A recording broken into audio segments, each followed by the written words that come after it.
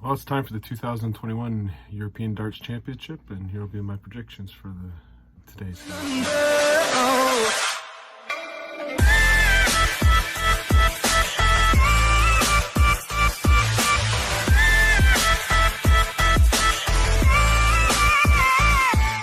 Okay, so the European Darts Championship starts today, and there's a lot of controversy obviously going into this.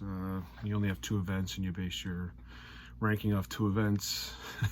You're going to be making some people sour. Usually it's 13 events in total time. I would say I disagree with it. Anytime you've got the fact that Johnny Clayton, who just won the World Grand Prix, is not in the European Darts Championship.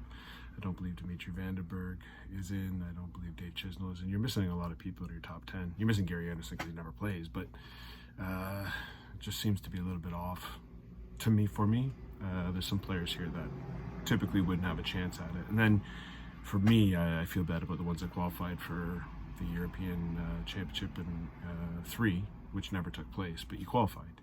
You know, at the end of the year, missing out on $500 and getting the 65th spot over the 64th spot cost you a tour card and cost you some money. So I don't know about the fairness of it. I get it, that's not easy to do, but to base it on 2 events, and in all fairness, Johnny Clayton had 2 chances at it, and so did everyone else. They had their qualifiers to try to get in, but it just seems to me a little bit off. But as you'll see, we got some weird names as we go through here, but give predictions. Before that, let's just talk about the World Grand Prix. I would say, so first of all, you go to the stats. Johnny Clayton's the best doubles hitter on the tour, or right at the top. At least he was at one point.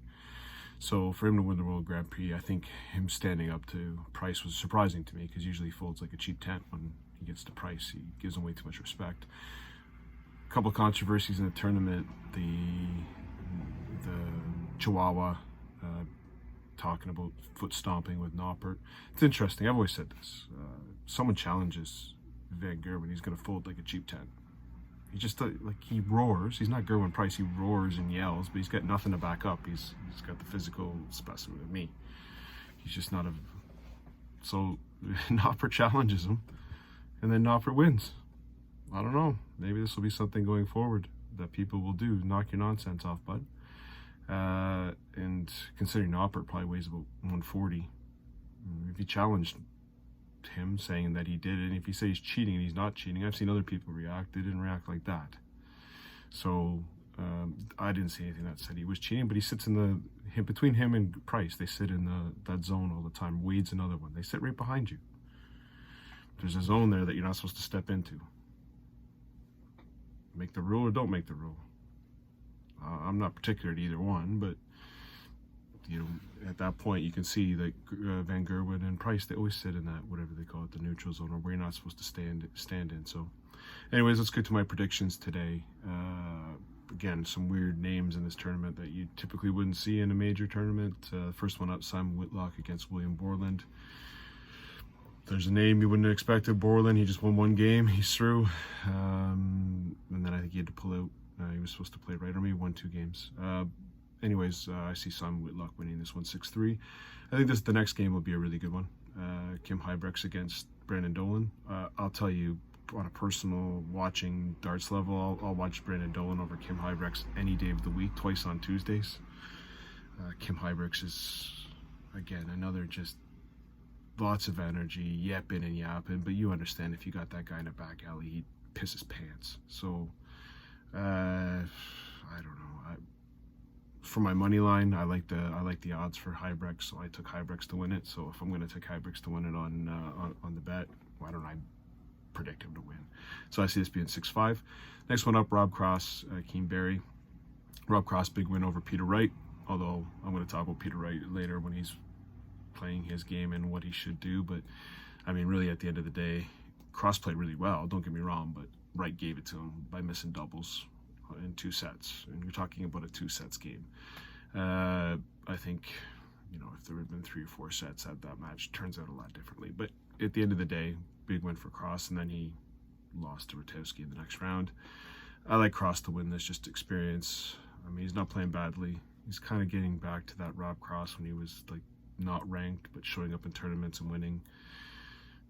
I like Rob Cross to win this one 6-4. Next one up, Luke Humphreys against Callan Ritz. Colin Ritz didn't play well.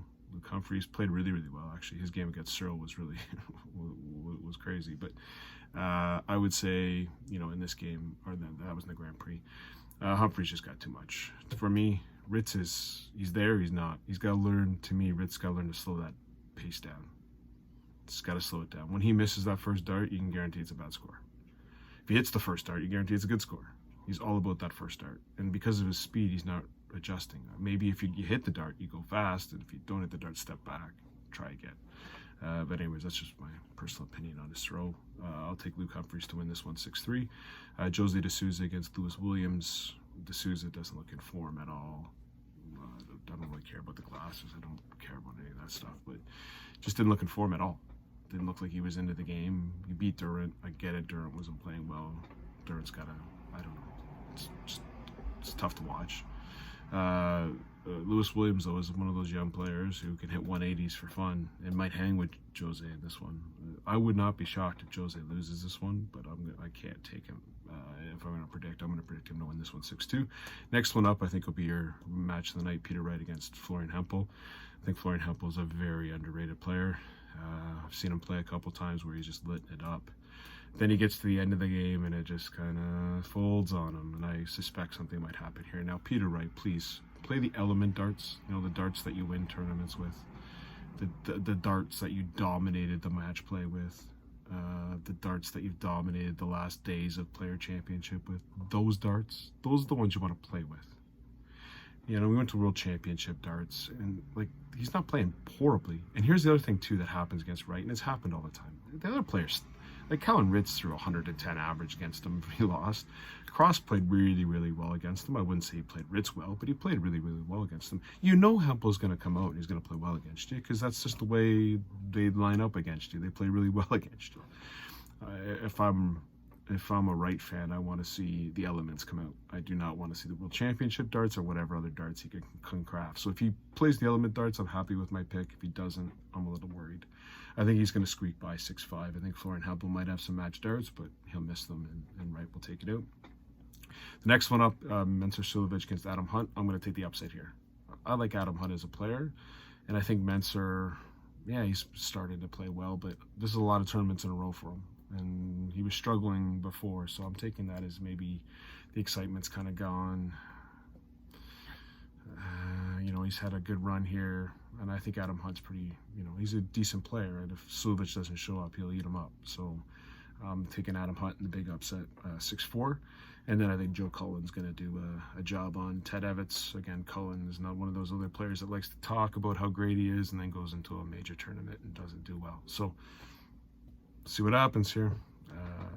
I like Cullen, though, in this one to win 6-3. So again, Whitlock over Borland 6-3, Hybricks to beat Dolan 6-5, Cross to beat Barry 6-4, Humphries to beat Ritz 6-2-3, De Souza to beat Williams 6-2, Wright to sneak over the line against Hempel 6-5, Hunt to get the upset on Suljovic 6-4, and Cullen to win 6-3 over Ted Evans. Hope everyone enjoys the darts. Talk to you tomorrow.